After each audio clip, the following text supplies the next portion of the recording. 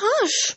Don't say anything," she whispered, adding aloud, "It's nothing. I turned my foot a little, that's all," and limped upstairs to put her things on.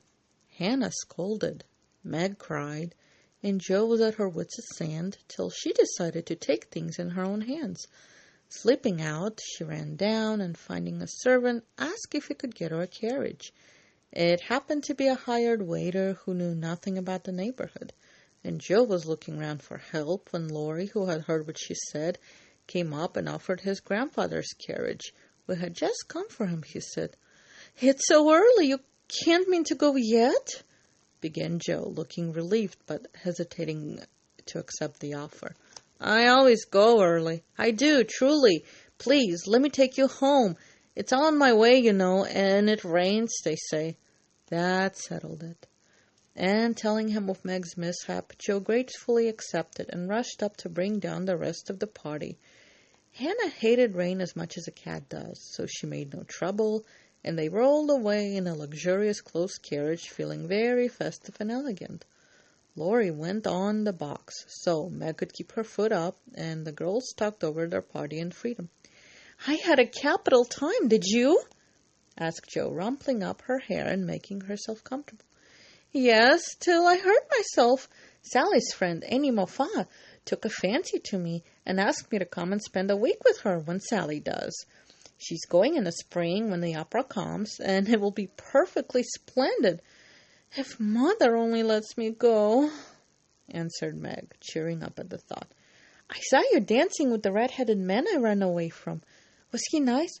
"Oh, very.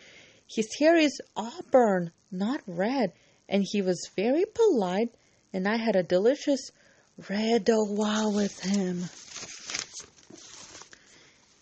"You looked like a grasshopper in a fit when you did the new step.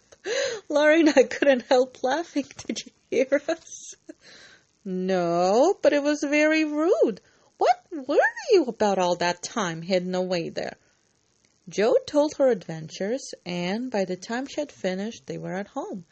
With many thanks, they said good night and crept in, hoping to disturb no one. But the instant their door creaked, 2 little nightcaps bobbed up, and 2 sleepy but eager voices cried out, "Tell us about the party! Tell about the party!" With what Meg called a great one of manners, Jo had saved some bonbons for the little girls, and they soon subsided after hearing the most thrilling events of the evening. "I declare, it really seems like being a fine young lady to come home from the party in a carriage and sit in my dressing gown with a maid to wait on me," said Meg, as Jo bound up her foot with arnica and brushed her hair.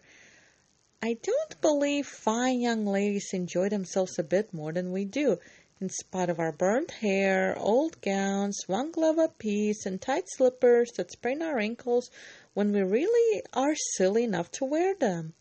And I think Jo was quite right.